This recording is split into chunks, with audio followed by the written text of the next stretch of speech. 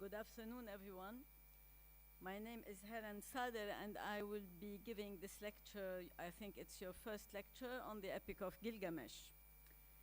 And I would like to welcome you all to this, first CS205 lecture. And as you may know, AUB is proud to be a liberal arts institution of higher education, of higher learning. You may wonder what a liberal arts university is. Well, this means very simply that at the undergraduate level, AUB does not intend to form professionals, but rather people who can think critically and rationally, people who are broad-minded, who have been exposed to the cultures that have shaped modern man, people who are aware how man's view of the universe, of the gods, and of himself have evolved across the centuries to shape what we are today. People who can be challenged in their beliefs and in their opinions, and who can engage in a rational dialogue with their fellow men.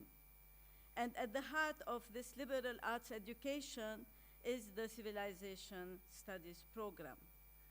So how is CS at the heart of liberal education? Well, let me tell you very briefly what CS is about. CS courses stand at the crossroads of different disciplines, such as literature, philosophy, history, social sciences, natural sciences, and others. However, in CS, we do not look at these texts with the eyes of the specialists. We look at them, we explore them. What we want to look or to explore in these texts is man, his role, his ideas, his beliefs, his values in each specific cultural framework or context.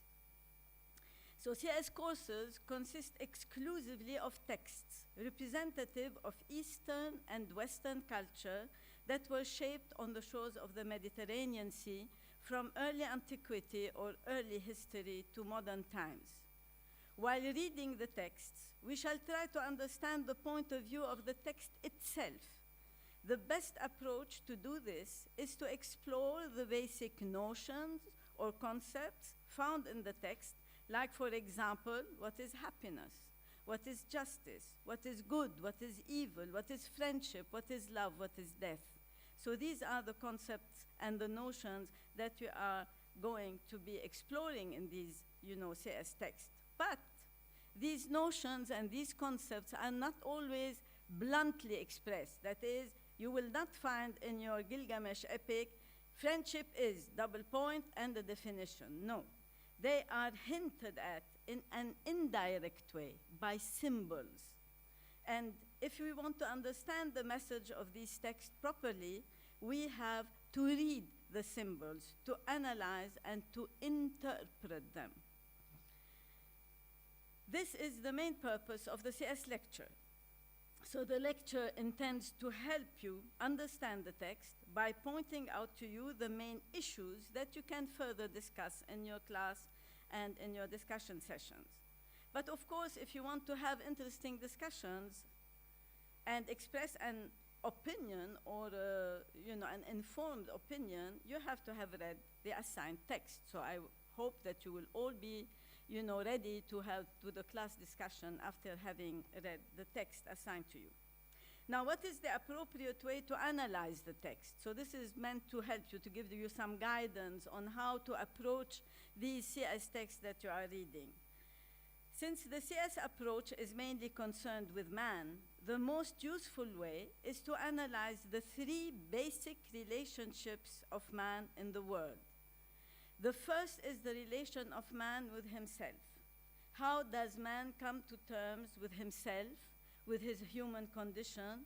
How does man answer the question, who am I, where do I come from, what is the purpose of my life, and so on and so forth. The second basic relationship of man is with his fellow man, how he tries to come to terms with other human beings. This is our social or communal level of the analysis. How do we live with each other? On what basis? And so on. The third relationship of man is with the universe or the cosmos. That is, nature and the supernatural powers or forces such as gods, fate, chance. These are forces affecting man's life and over which he has no control. This is the cosmological level of the analysis. So the CS program studies human culture in its various expressions. It broadens our understanding of man, of our own, as well as of others' culture. It is therefore an essential part of a liberal education. Now let's turn to our text, the Epic of Gilgamesh. First of all, what is an epic? An epic is a poem involving heroes, meaning men endowed with superhuman powers, men, supernatural almost men, and gods. So the epics have a twofold purpose. First, to entertain the reader or the audience, and second, to deliver a message about the values, the philosophical, social, and moral standards of a given society at a certain time. In the epic, the hero or heroes represent all these values, and they become the symbols or representatives of their society and their time. Gilgamesh is the prototype of the Mesopotamian. He reflects all the values of a Mesopotamian society. So you have to look at the heroes with this perspective, you know, with these eyes. The Epic of Gilgamesh is the oldest epic known to us in world literature. That is, since mankind existed, the first text to speak about, you know, to be an epic or of this particular genre is the Epic of Gilgamesh. It is, as one great scholar puts it, the most significant literary creation of the whole of ancient Mesopotamia. Over the years, the story has been variously reworked into plays, novels, and at least 2 operas. In 2013, a group of young dancers called Antiques Dancers created a hip-hop dance interpretation of the Epic of Gilgamesh, and I gave you the link here, you know, if you want to look at it. Finally, this year, you know, last year, in celebration of the SOAS centenary, this is the School of Oriental and African Studies in London, the acclaimed performer, storyteller Ben Haggerty came to SOAS to give his rendering of the story of the ancient Mesopotamian Epic of Gilgamesh with musical accompaniment and so on and so forth. So this is just to tell you that the Epic of Gilgamesh is not a dead text. It's not a dépassé text. It's not, you know, a text that is not relevant to us anymore. It is still very relevant because it asks, you know, basic questions about life and death, all right? So, since the Epic of Gilgamesh is the only sample of Mesopotamian literature that we read in CS, and since most of you, I presume, are not familiar with Mesopotamian civilization, let us dwell for a few minutes on the homeland of Gilgamesh so that you understand a little bit where the story is set, in which historical context and cultural context. So Mesopotamia is the name given by the Greeks to what is today modern Iraq and northeast Syria. It means in Greek, the land between the rivers. In Arabic, you know, it is called Bilad al-Rafidain or Bilad ma bayn al-Nahrain, the 2 rivers being the Euphrates and the Tigris, Dijla wal-Furat. So this is the land of Mesopotamia, the land between the rivers. The geographical setting of our epic is the Mesopotamian south, which was called by its ancient dwellers the land of Sumer and Akkad. In Sumer, on the Euphrates, lies the city of Uruk, which is one of the oldest cities of the ancient Near East, if not the oldest. The Sumerians were the earliest settlers or inhabitants of Mesopotamia. Their language cannot be compared with, nor can it be affiliated to any language known to us. It is a language that so far stands on its own. We don't know to which family of languages it belongs. The Sumerians were the first inventors of writing. We owe them this. They developed and used the cuneiform script, which is called in Arabic al-Khatt al-Masmari, and they wrote on clay tablets.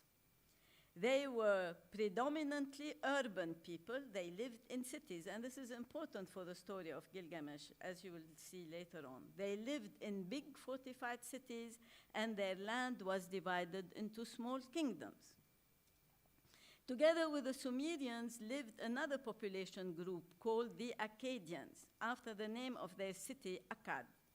These people differed from the Sumerians, although they lived very close to each other and shared several, of the values of the same culture, but they differed in that they spoke a language which belongs to the same linguistic family as Arabic and Hebrew.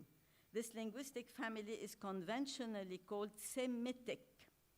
So the Akkadians obviously came from a different cultural background than the Sumerians, and the peaceful cultural interaction between Sumerians and Akkadians lasted almost 1,000 years. They lived together as neighbors for 1,000 years. Akkadian rule became predominant in Mesopotamia around 2000 BC, and the Akkadian language progressively replaced Sumerian as both the spoken and the official language of the country. Now back to our epic. Gilgamesh is now believed to be a real, a historical, and not a legendary figure, not an invented figure. He was a Sumerian king who ruled some 4,500 years ago and who became, after his death, like many other great kings in antiquity, the hero of many tales, like Alexander the Great, like Moses, like Sargon of Akkad. People started telling stories about his life and his deeds. In these tales, he was given a semi-divine and superhuman features. The tales about Gilgamesh were first transmitted orally, by word of mouth. Later on, several of these individual tales were fixed in writing in the Sumerian language. 5 of them came down to us. These tales were originally not connected. In other words, they did not form a unit, a whole complete story, one single epic. It is only in the final phase of the epic's evolution, almost a millennium after the hero's death, that these tales were joined together into a literary composition with a unified theme and a meaningful plot. This final, integrated, and coherent version of the epic is written in Akkadian, that is, in a Semitic language. It is this final text that you are going to read, and that is the text that we are going to discuss in this lecture. The most complete standard version of the Gilgamesh epic was written on 12 clay tablets, and it was discovered for the first time in the library of the Assyrian king Ashurbanipal. Here he is. And his library was in his capital, Nineveh, in northern Iraq, Nineveh. And this ruler, the Ashurbanipal, ruled between 669 and 627 BC. The text of the standard version is partly destroyed, and some passages remain obscure. But the discovery of some 50 fragments of the epic in various sites of the ancient Near East, because this epic was very popular. It was so famous that all the inhabitants of the ancient Near East, from Anatolia to Syria to Ugarit to the shore, they all knew about it, and they all transcribed it, wrote it in order to read it.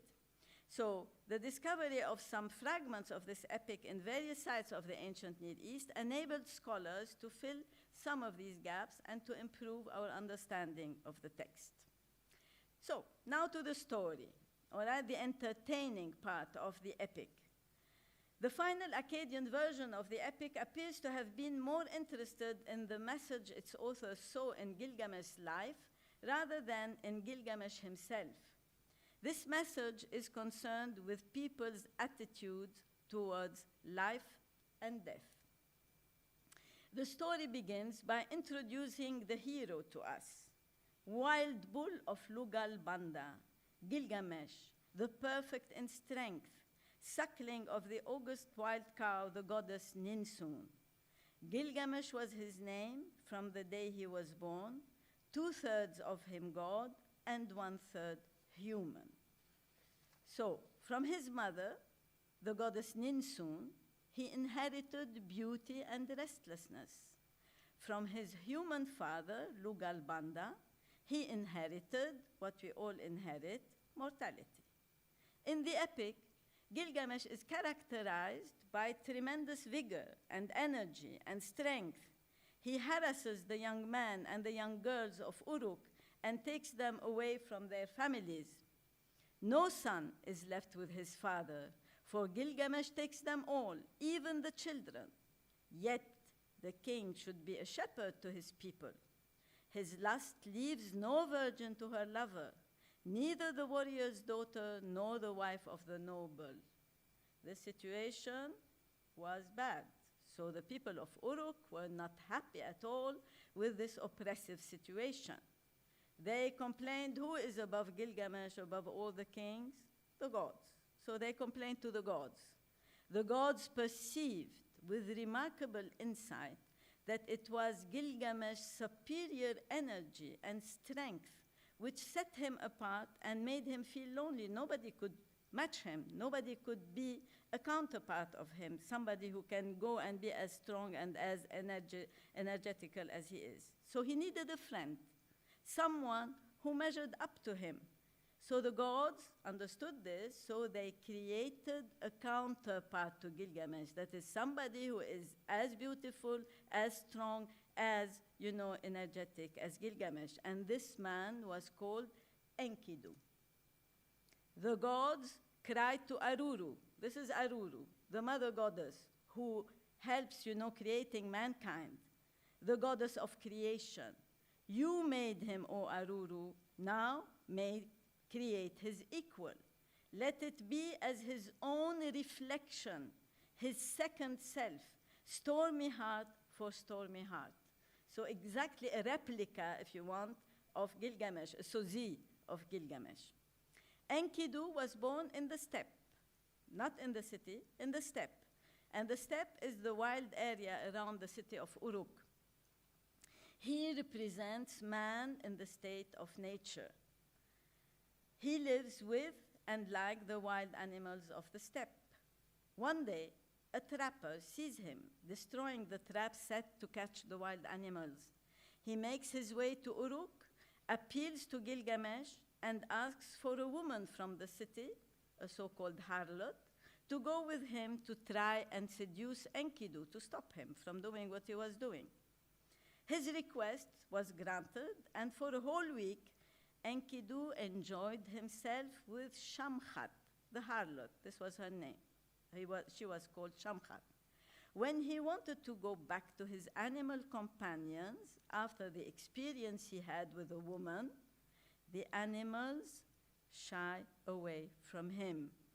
He had lost his old power and his speed. He couldn't run like the animals anymore. And the animals felt that he was not like them anymore, so they shy away from him. Enkidu leaves the steppe with the harlot, meets the shepherds. Before entering the city, he has to go through the rural landscape, and there he meets the shepherds. And finally, he reaches the city of Uruk. There he meets Gilgamesh, and he fights with him. Out of their battle grows a lasting friendship. Gilgamesh and Enkidu achieve together great deeds. They go up to the cedar mountain. They kill the monster Humbaba that you see here. Upon their return, the goddess Ishtar, who is the goddess of love and war, the main goddess of the Mesopotamians, she falls in love with Gilgamesh, and she asks him to marry her. This is a great honor to be asked by the most famous goddess to marry you, but Gilgamesh insolently refuses her offer and reminds her of the fate of all her former lovers, because she kills her lovers, she's not very nice. So upset by his refusal, Ishtar goes to her father, Anu, the god of heavens, the head of the Mesopotamian pantheon, and she asks him to destroy Gilgamesh, to give her the bull of heaven, another monster, in order to destroy Gilgamesh. The two friends fight against the bull of heaven. This is an impression of a cylinder seal showing the fight of Enkidu and Gilgamesh against the famous bull of heaven, who is another monster.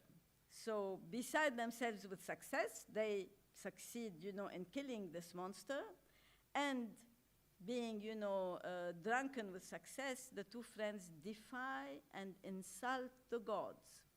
They had gone too far. And this insolence brought upon them the punishment, the retribution of the gods. Enlil, the god of the air, decided by decree the death of Enkidu. One of them had to pay. And since Enkidu was the one that stabbed the bull of heaven to death, then he had to die as a punishment. Enkidu's death is the central event in the epic. It is the event that brings the focus upon the main theme of the epic, namely Gilgamesh's quest for immortality. After the loss of his friend, Gilgamesh becomes obsessed by death, and he tries to win real immortality. He wants to become immortal like the gods.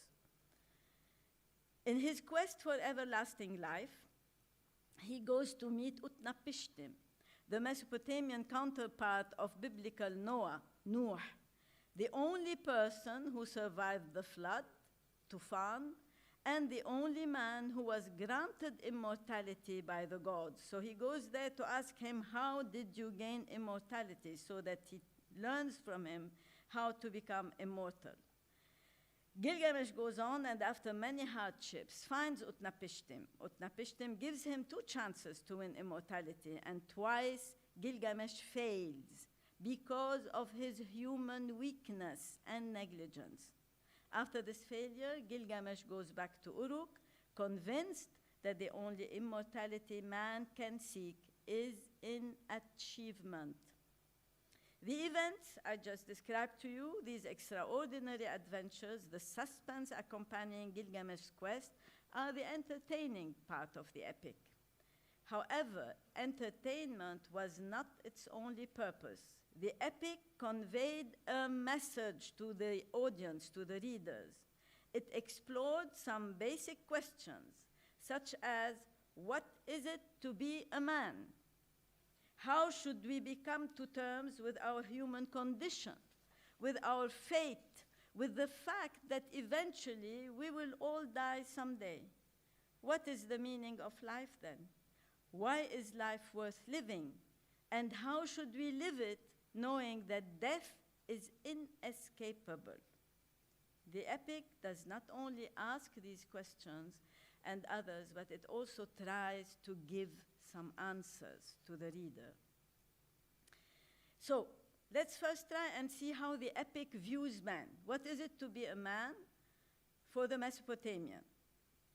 This question is partly answered by the early life and transformation of Enkidu.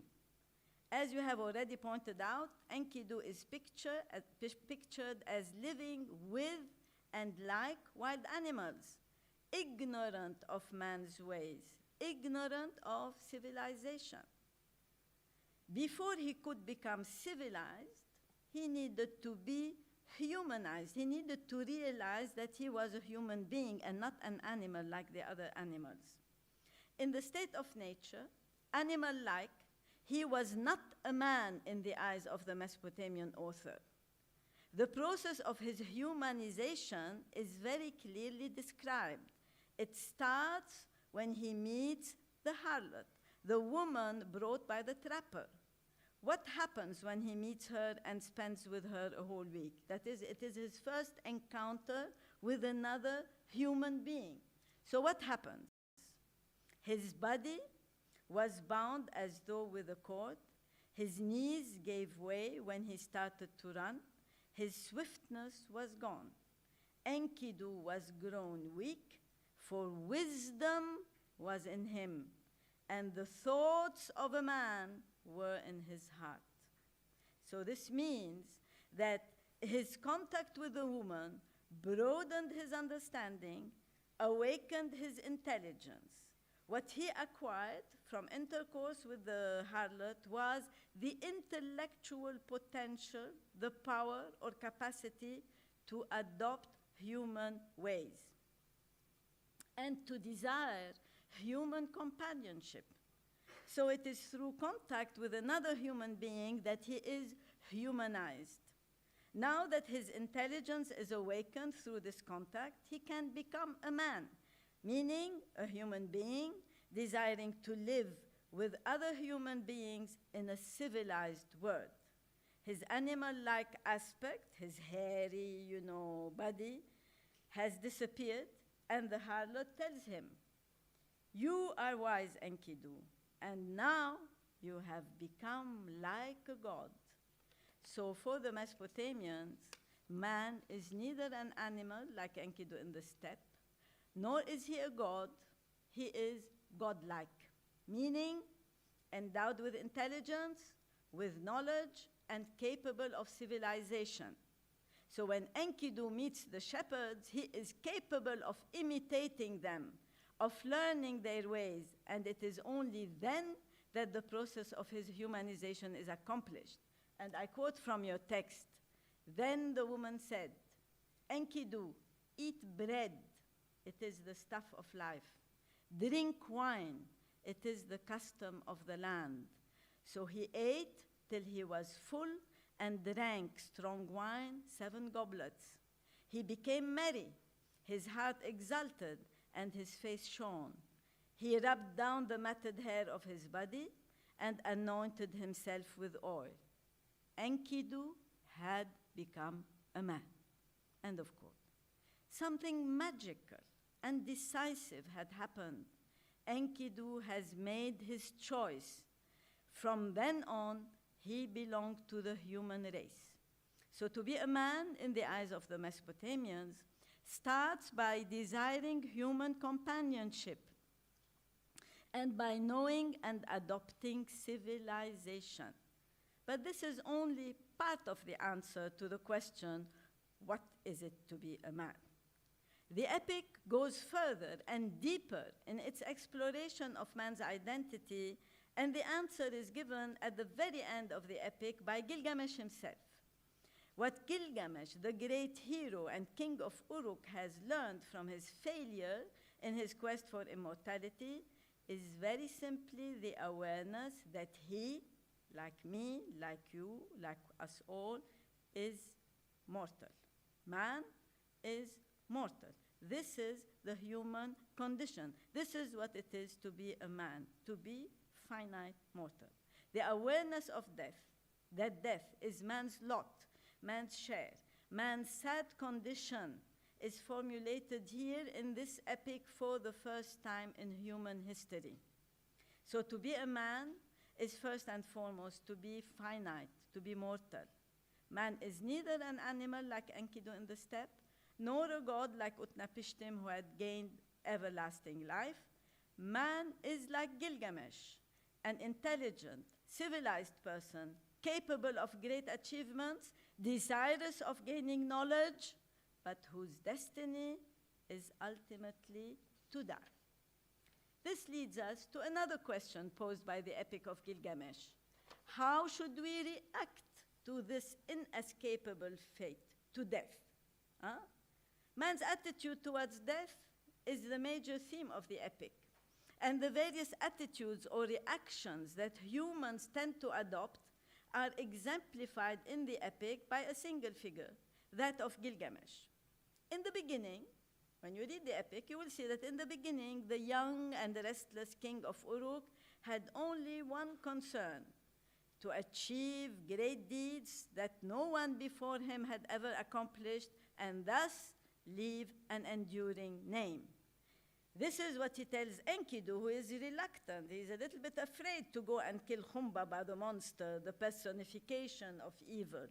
He tells his friend Enkidu, "Then, if I fall, I leave behind me a name that endures. Men will say of me, Gilgamesh has fallen in fight with ferocious Khumbaba." So he was looking for fame. He knew that he had eventually to die, and he tells Enkidu, Only the gods live forever with glorious shamash. But as for us, men, our days are numbered. As this quotation clearly shows, death was known to Gilgamesh. He does not discover death. He knew that death existed. But for him, at his young age, in his, force and energy, since he had to die anyway, he wanted it to be a glorious death, in battle with a worthy foe or enemy, so that his name and fame might live. So he wanted to become a hero. So his first attitude towards death was to seek immortality through fame. His youth, his success, his extraordinary deeds made him feel godlike, invincible, invulnerable, to the point that he dared defy the great goddess Ishtar. At the climax of his success, he became arrogant, irrespectful of the gods, and forgetful of the fact that he was but a mortal. When Enkidu, his only and very dear friend, died, everything collapsed around him. All this world that he knew, that he enjoyed, all of a sudden fell into ruins. It collapsed. With the death of Enkidu, death touches him in its stark reality. Gilgamesh refuses with all his soul to accept it as a real thing, as something that is going to happen to him. The loss he has suffered is unbearable. He stands puzzled before death, before the lifeless corpse of Enkidu. This fear of death becomes an obsession with Gilgamesh.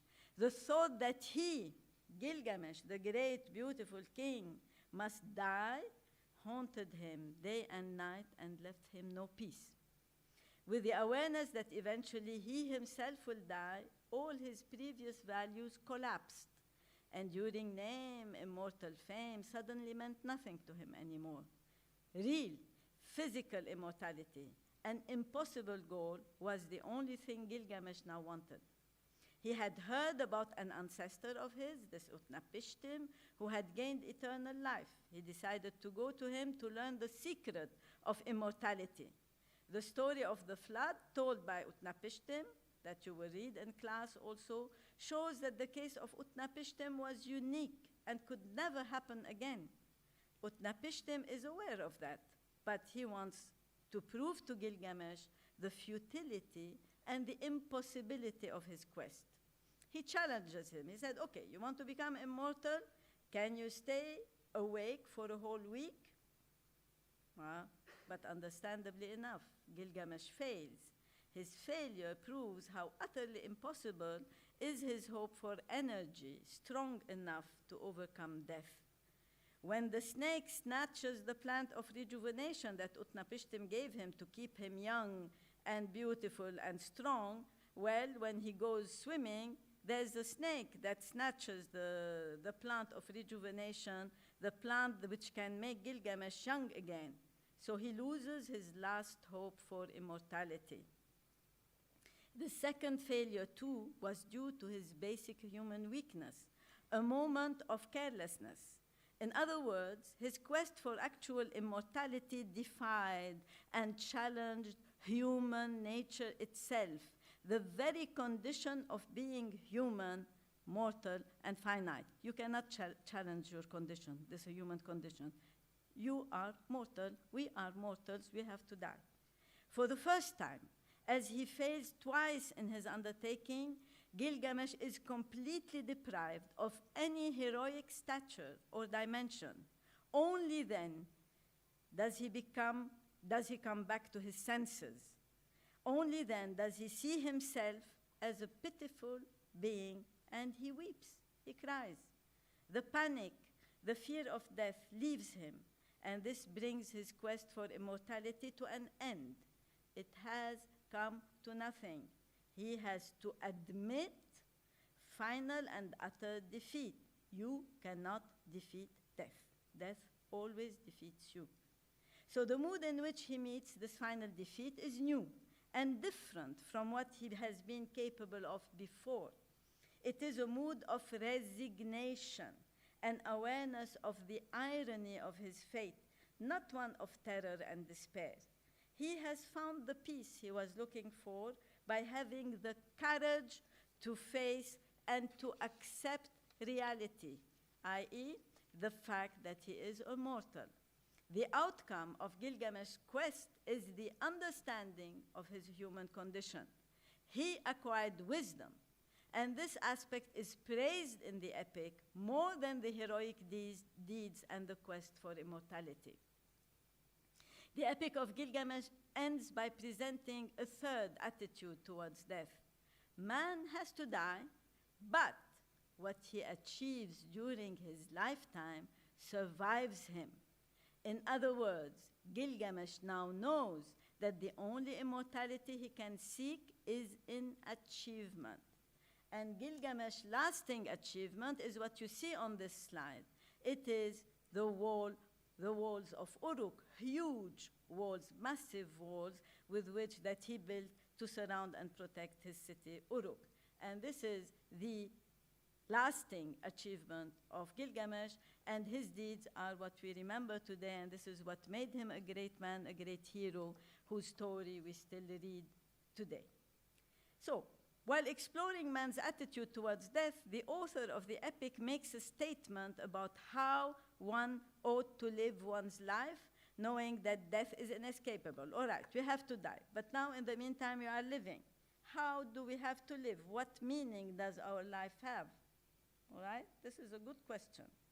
This message, why life is worth living, is conveyed by Siduri. Siduri is a tavern keeper whom Gilgamesh meets on his way to Utnapishtim. She tries to dissuade him by showing him the futility of his quest, since only gods are immortal. So she tells him, Gilgamesh, where are you hurrying to? You will never find that life for which you are looking. When gods created man, they allotted to him death, but life they retained in their own keeping. As for you, Gilgamesh, fill your belly with good things.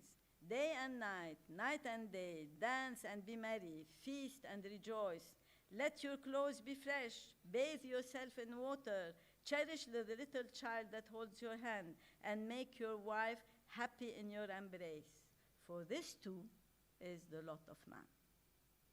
So Siduri, what Siduri is offering Gilgamesh is a conventional philosophy of life. This advice of hers is formulated in a way that seems addressed to the epic's audience as well, and not only to Gilgamesh. The simple pleasures advocated by Siduri are something any one of us can strive for, unlike the heroic deeds which are only for the few. The sun god Shamash, one of the main gods of the Mesopotamians, he addresses Enkidu more or less in the same way as Siduri addresses Gilgamesh. On his deathbed, Enkidu curses the harlot for having brought him to civilization. He thought that being brought to civilization caused his death, but this is not true. The sun god's response to Enkidu implies that the life to which the harlot has brought him was worth living, despite the untimely death it entailed. So the sun god tells Enkidu, Enkidu, why are you cursing the woman, the mistress, who taught you to eat bread, fit for gods, and drink wine of kings? She who put on you a magnificent garment, did she not give you glorious Gilgamesh for your companion? And has not Gilgamesh, your own brother, made you rest on a royal bed and recline on a couch at his left hand? From these lines, we understand that the epic underlines the satisfaction that civilized human life offers. In other words, the minimum amount of meaning that man's life has. This is the epic's message too. These simple pleasures in the eyes of the Mesopotamians were sufficient to make life worth living and enjoyable, despite the dreadful perspective of death. Man should not lose his time and energy trying to get some impossible things. He should be satisfied with simple pleasures civilized life can offer him.